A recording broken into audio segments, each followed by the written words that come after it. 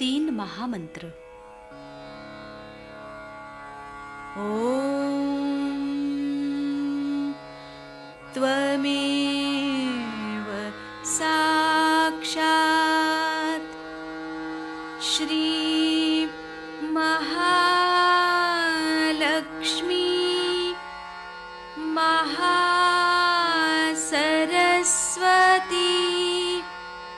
महाकाली त्रिगुणात्मिका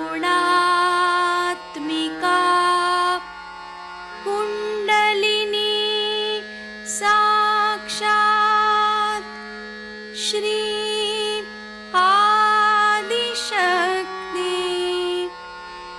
माताजी श्री निर्मला देव्यै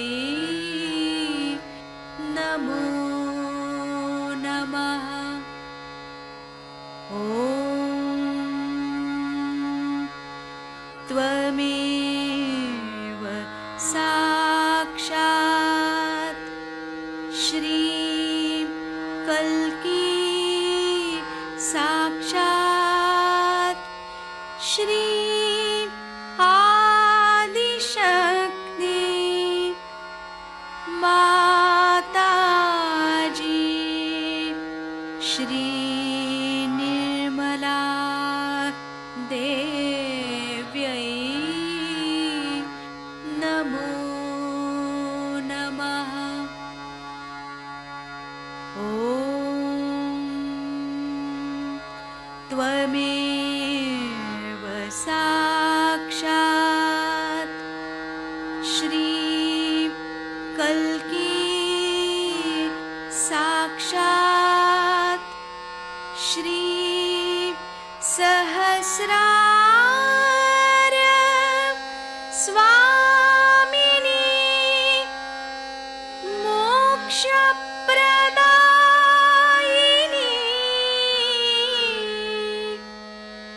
माताजी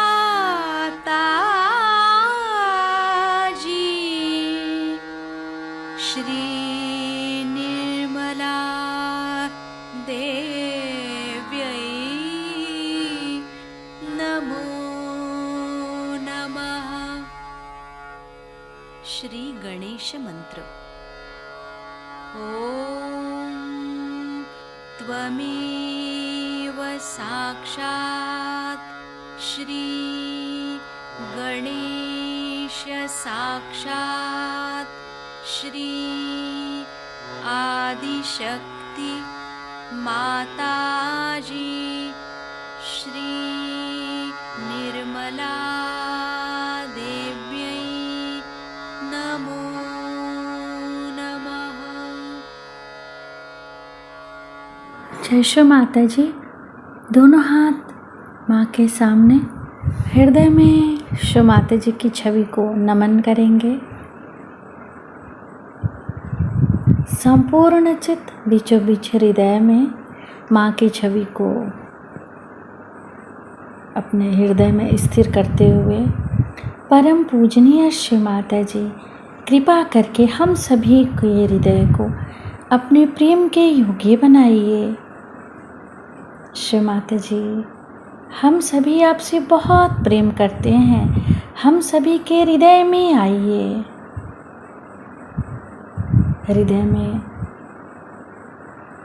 माँ को देखते हुए, श्री माता जी को देखते हुए, श्री माता जी हमारे इस हृदय को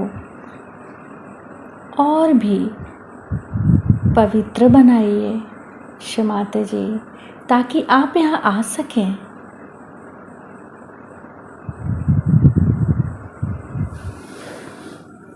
धीरे धीरे अपने संपूर्ण चित्त को दोनों हाथों पे, एक एक अंगुलियों पे,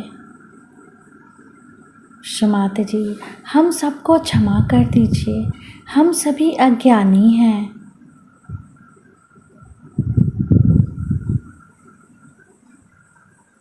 धीरे धीरे अपने संपूर्ण चित्त को लेफ्ट नाभि पर क्षमाते से प्रार्थना। क्षमाते जी, आपकी परम कृपा में हम शांत हैं, संतुष्ट हैं और उदार भी हैं। बाएं नाभि पर पूरा चित्त स्थिर करते हुए क्षमाते जी, हमारे बाएं नाभि में श्री गृहलक्ष्मी तत्व जागृत कीजिए। मंत्र ओम त्वमेव साक्षात् श्री गृहलक्ष्मी साक्षात् श्री आदि शक्ति माता जी श्री निर्मला देव्यै नमो नमः। क्षमाते जी, आपकी परम कृपा में हम शांत हैं, संतुष्ट हैं और उदार भी हैं। कृपा करके हमारे बाएं नाभि में अपना संपूर्ण चित्त आशीर्वादित कीजिए।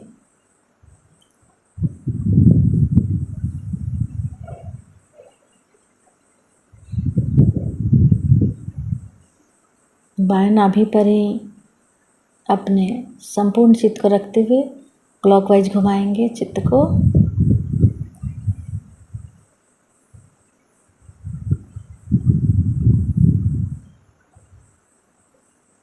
क्षमाता जी, आप ही तो श्री गृहलक्ष्मी भी हैं।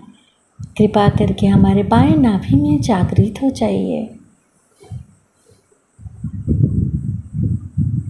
धीरे धीरे अपने संपूर्ण चित्त राइट हार्ट पे, फिर लेफ्ट गुसुद्धि,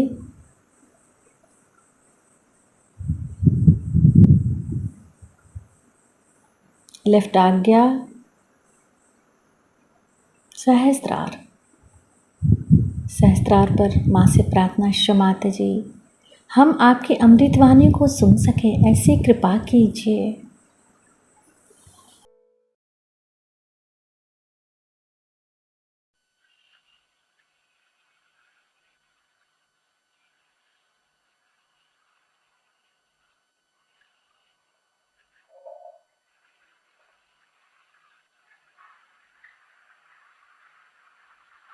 हेलो, आज हम लोग ये हनुमान जी की जयंती मना रहे हैं।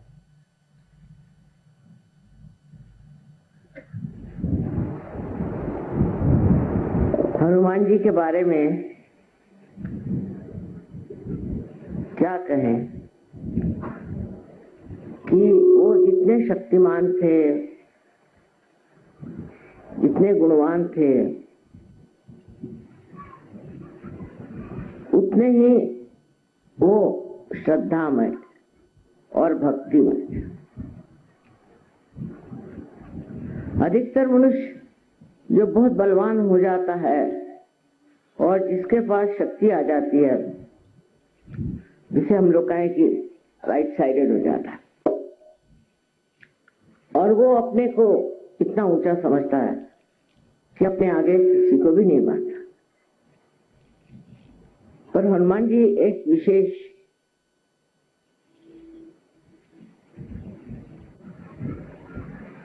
देवता, एक विशेष गुणधारी देवता, कि जितने वो बलवान थे, जितने वो शक्तिशाली थे, उतने ही उनकी भक्ति, शक्ति के संतुलन में जितनी शक्ति थी उतनी ही उनके अंदर भक्ति थी।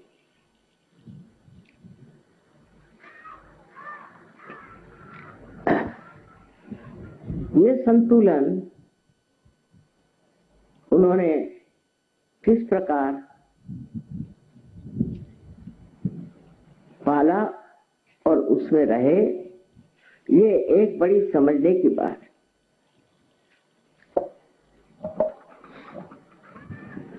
जब हम सहयोग में पार हो जाते हैं और सहयोग में हमारे पास अनेक शक्तियां आ जाती, उसी के साथ में हमें संतुलन भी आ जाता। हम प्यार करते हैं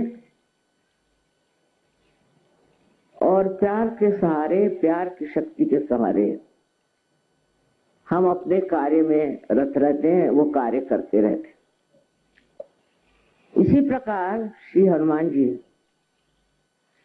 अत्यंत शक्तिशाली थे और उनके अंदर दैवी शक्तियां, उनके अंदर नवधा शक्तियां थी,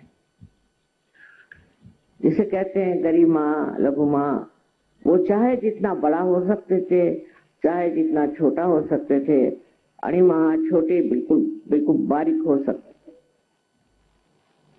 थे। ये सारी शक्तियां उन्होंने अपनी भक्ति से पाई। इसका मतलब है कि भक्ति और शक्ति दोनों एक ही चीज। जिसके अंदर शक्ति है और उसके अंदर भक्ति नहीं तो वो तो राक्षस हो जाता है, और जिसके अंदर भक्ति है किंतु शक्ति नहीं, वो पागल हो जाता है। दोनों के बीच में जो मध्य मार्ग में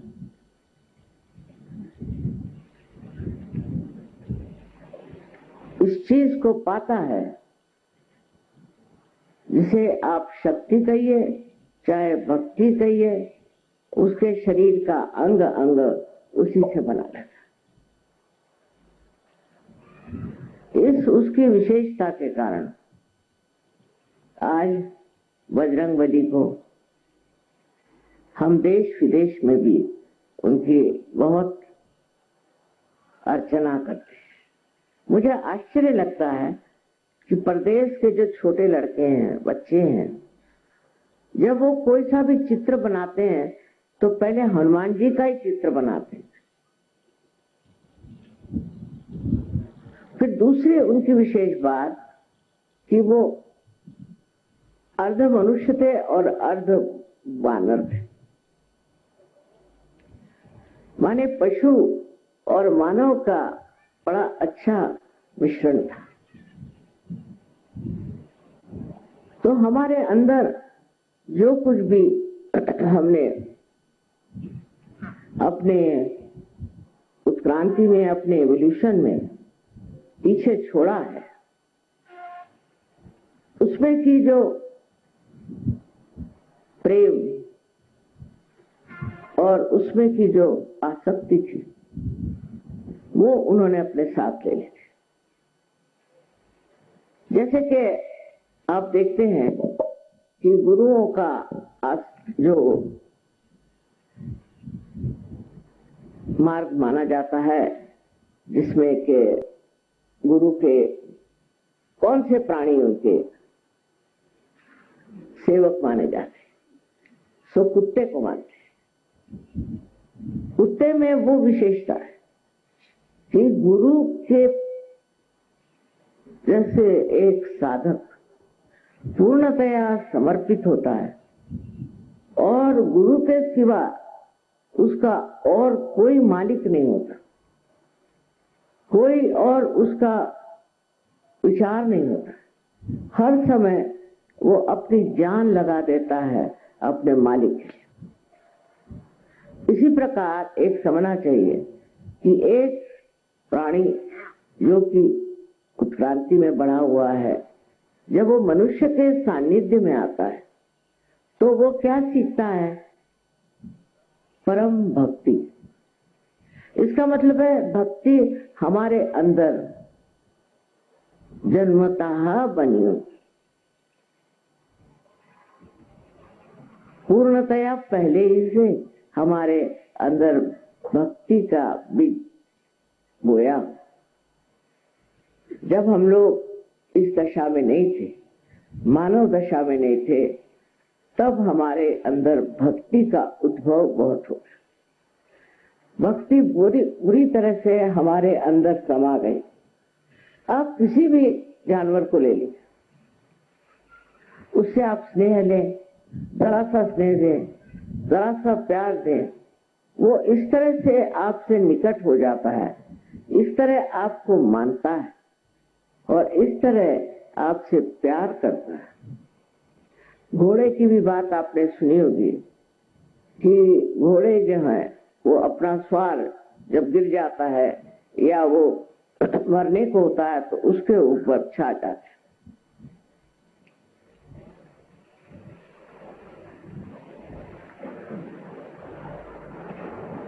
इसी प्रकार अनेक हाथियों के बारे में बताया कि ये हाथियों की निष्ठा भी कमाल की, और वो अपने मालिक को कभी कोई तकलीफ नहीं देते, और अगर उनके मालिक पे अगर कोई शेर या कोई ऐसा जानवर आक्रमण करे तो हाथी उससे लड़ते लड़ते मर जाएगा, पर अपने मालिक को हाथ नहीं लगाने। ये जो रिश्ता एक मालिक का और ऐसे ऊंचे पहुंचे हुए जानवरों का है, ये रिश्ता हमारे अंदर भी स्थित है, पहले इसे बंधाओ। और इस रिश्ते के साथ वो शक्ति भी हमको मिलती है। जैसे मैंने बताया कि हाथी लड़ते लड़ते मर जाएगा, वो लड़ने की शक्ति भी हाथी के अंदर इसलिए आए कि उसके अंदर वो प्यार और भक्ति है।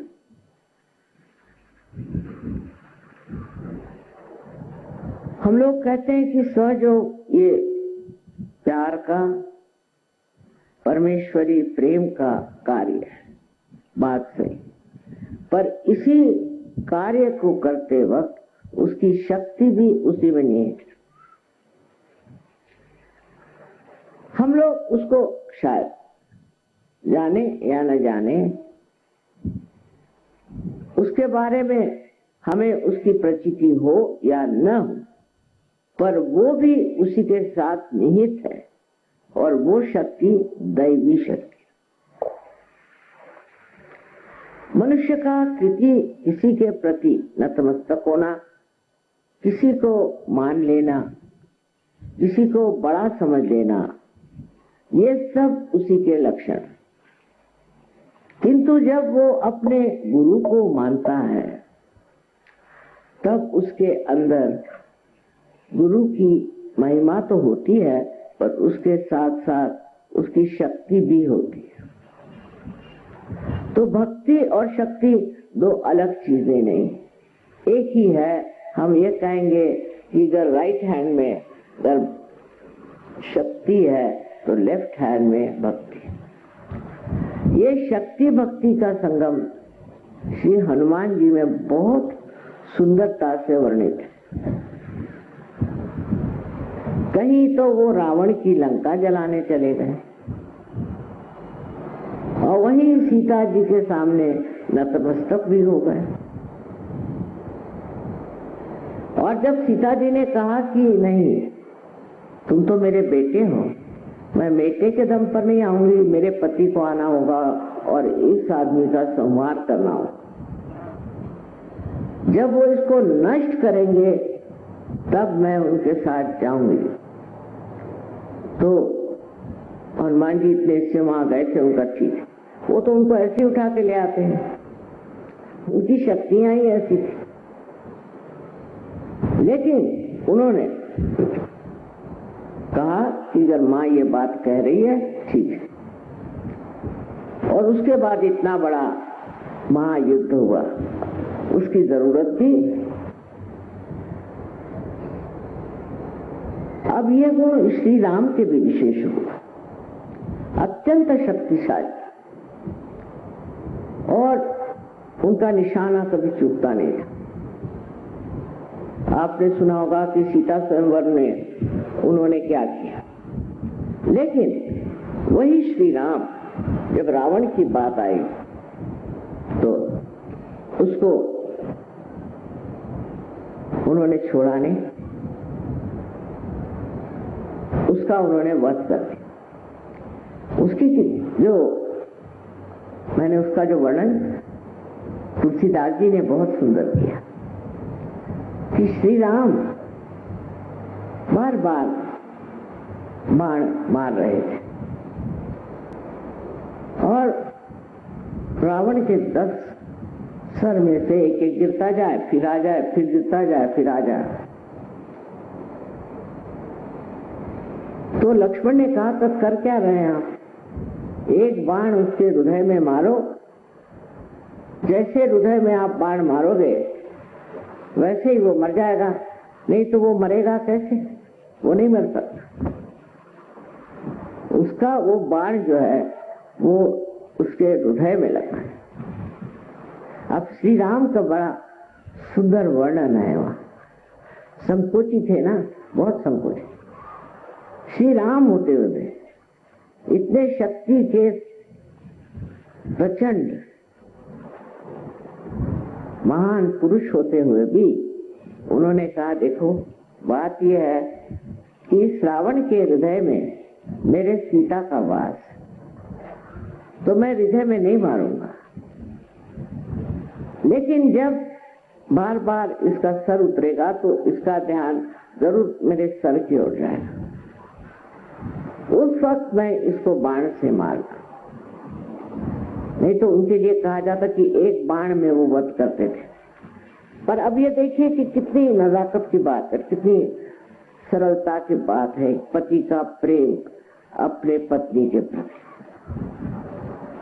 सारे शक्ति के सागर होते हुए भी उनके अंदर किस कदर प्रेम था। हनुमान जी के तो अनेक किस्से हैं कि जिसमें हनुमान जी ने सिद्ध कर दिया कि वो प्रेम का सागर। और उसी वक्त जो दुष्ट हो, जो दूसरों को सताता है, जो दूसरों को नष्ट करता है, उसका वध करने में उनको बिल्कुल किसी तरह का संकोच नहीं होता। ये जो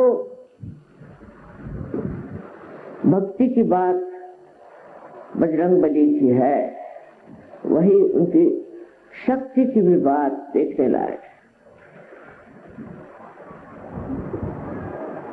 वो जानते थे कि रावण सिर्फ अग्नि से डरता है,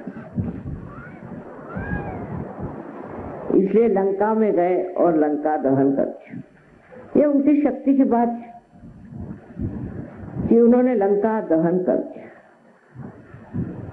और उस दहन में किसी को मारा नहीं, किसी को जलाया नहीं।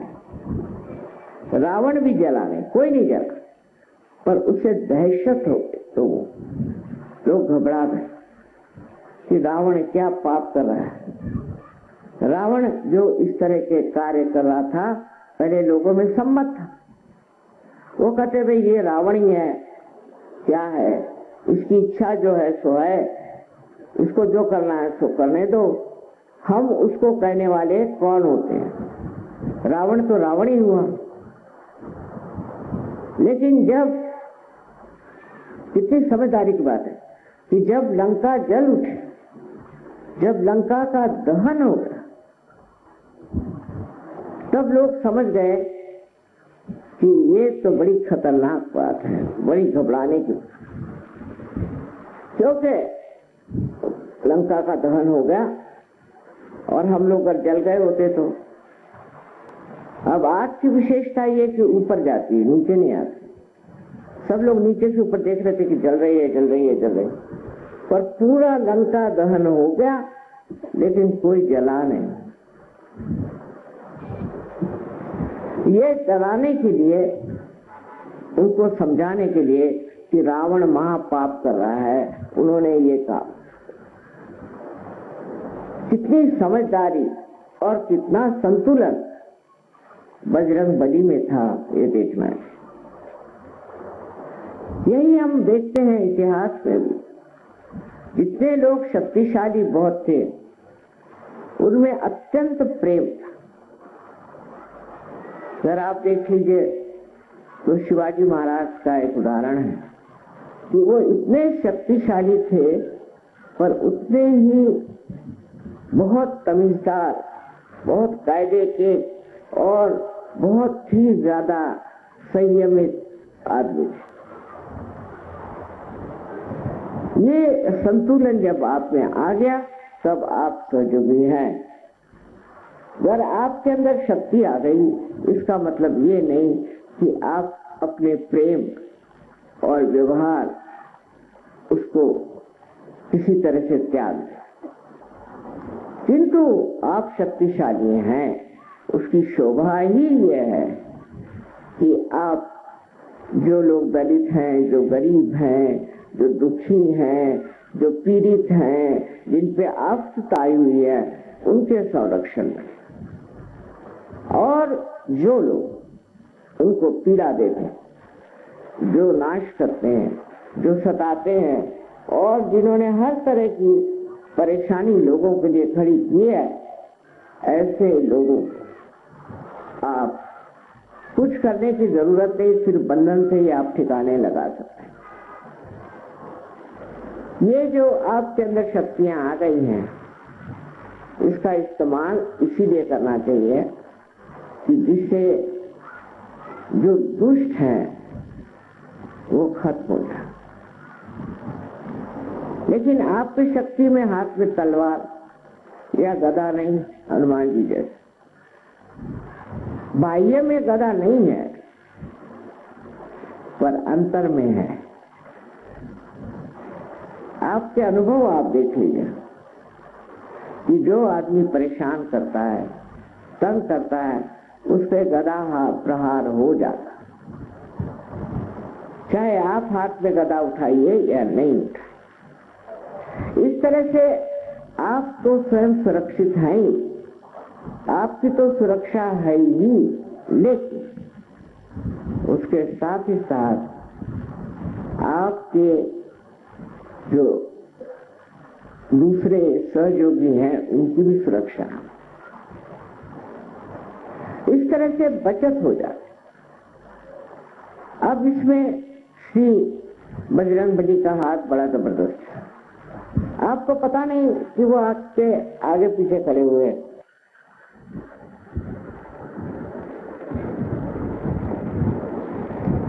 है तो उनका स्वभाव बच्चों जैसा, बहुत निर्बल और बहुत सरल, लेकिन इतनी समझदारी और हर तरह की खूबियां वो जानते हैं। इसका मतलब है कि उनकी शक्ति के साथ उनके अंदर निरक्षी विवेक बहुत, बड़े ही बुद्धिमान। आजकल की बुद्धि तो बिल्कुल बेकार है, पर वो बुद्धि की जो प्रेम से हर एक चीज को जांचे और समझे, उस बुद्धि के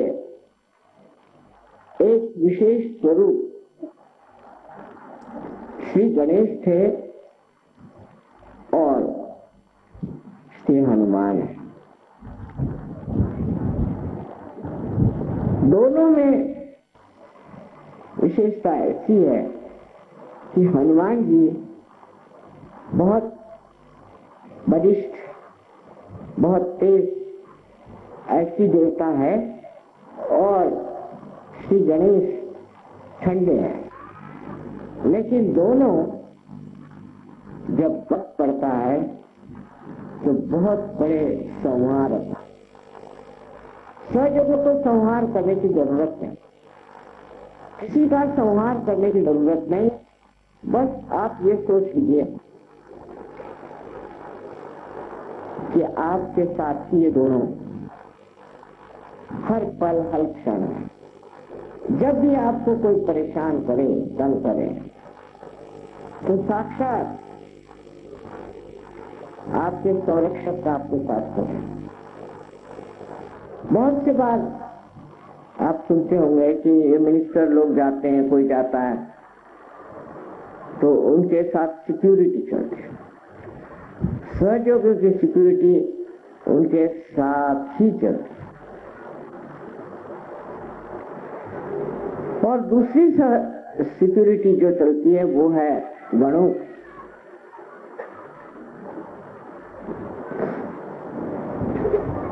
अब इनका तो कार्य बहुत ज्यादा विविध है, तरह तरह छोटे छोटे काम भी करते, और यही है कि श्री गणेश को वो गणपति है, उनको सब खबर देते हैं आपके बारे में कि क्या हो रहा है, कहाँ गड़बड़ हो रही है, कहाँ से आप पर आक्रमण हो रहा है, कहाँ से आपको तकलीफ हो रही। आप जानते भी नहीं होंगे, कोई अज्ञात रूप से भी कुछ आपके ऊपर में हमला करना चाहे तो भी ये दोनों देवता आपके साथ खड़े हो। और जब गणपति ये बात बता देते हैं तो श्री हनुमान सज्ज हो जाते हैं। तो सहयोगियों पर डरने की कोई जरूरत ही नहीं, किसी भी चीज से डरने की जरूरत नहीं। अभी एक किस्सा आपको सुनाऊं मैं, बड़ा आश्चर्य का है कि आपने सुना होगा कि अमेरिका ने हर जगह बहुत सारे बॉम्ब गिराए, ये सोच के कि इस जगह कुछ आक्रामक लोगों ने कुछ व्यवस्था की हुई। तो ये किस्सा जो मैं आपको सुना रही हैं वो ये अफ्रीका में एक जगह जहां पर कुछ सहयोगी थे और वहां बॉम्ब गिरा। वो बॉम्ब गिरने से वहां के जितने भी लोग थे सब मर गए और सहयोगियों को कुछ भी नहीं हुआ। वो बड़े हैरान, उनके ऊपर धूल भी नहीं आई। तो कभी वो कबीला नहीं आए, कभी उन्होंने सोचा नहीं था कि कबीला आएंगे, पर जब ये हुआ तो कबीला आए और आके बताया, मां पता नहीं किसने हमें बचा लिया, किसने हमारी रक्षा की, लेकिन हम सारे सहयोगी बच गए और बाकी सब लोग मर गए।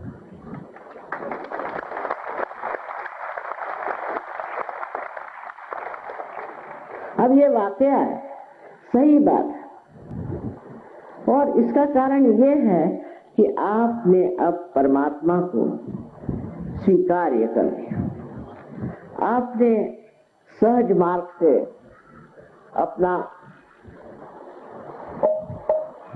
आत्मा चेतित कर लिया।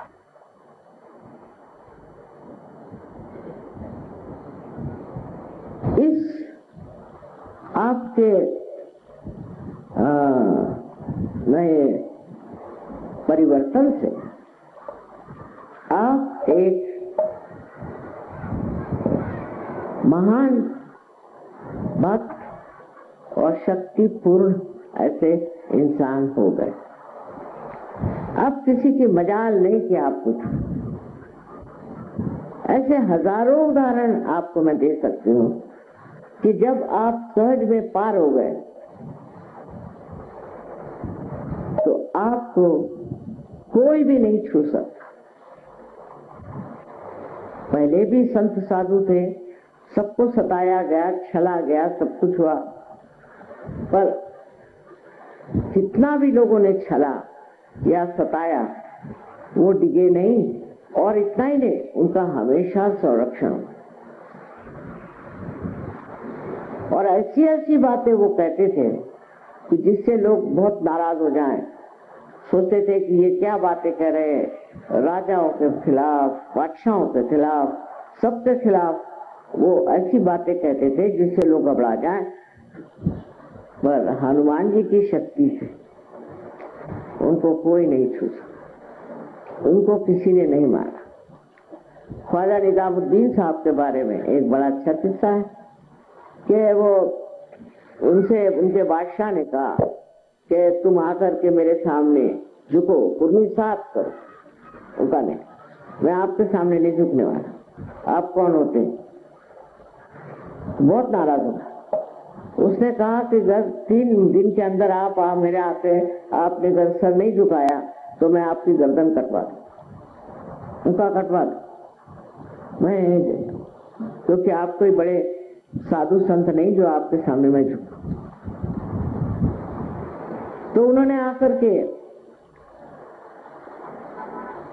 बड़ा हंगामा मचाया कि 3 दिन बाद जा करके इस आदमी की गर्दन काट। जिस दिन उसकी गर्दन काटने वाले थे उसी रात इसी बादशाह की गर्दन कट गई, कैसे पता नहीं। अगर ऐसे इतिहास में न होता तो जो बड़े बड़े साधु संत हो गए, जो बड़े बड़े धर्मवीर हो गए, वो खत्म हो जाते, क्योंकि राक्षसी प्रवृत्तियां इतनी ज्यादा बलवती है, इतनी हिंसक है और इतनी व्यापक है कि वो इन लोगों को तो खत्म कर ही देते। किंतु उनके पीछे परमात्मा है, और परमात्मा जो है वो एक तरफ हनुमान और दूसरे तरफ गणेश, ये 2 शक्तियां मिलकर के बना। वो संरक्षक, वो संभालता है। राणा प्रताप का किस्सा है मेवाड़ के, कि वो जब लड़ाई में गए तो उनके सैनिकों ने सोचा कि भाई ये तो हारने वाले, तो उनसे पहले आप वापस जाइए, क्योंकि हम चाहते हैं आप बच जाएं मेवाड़ के लिए। सुनता नहीं, तुम लोग सब वापस जाओ, मैं तो ऐसे ही डटा रहूंगा, क्योंकि गण मेरे साथ खड़े हुए हैं। सहयोगी थे ना वो भी। आपको जाना तो आप लोग जाइए, मैं तो ऐसे ही डट के खड़ा रहूंगा, क्योंकि गण मेरे साथ। बस समझ लीजिए कि आपके आगे पीछे हर तरह के संरक्षण।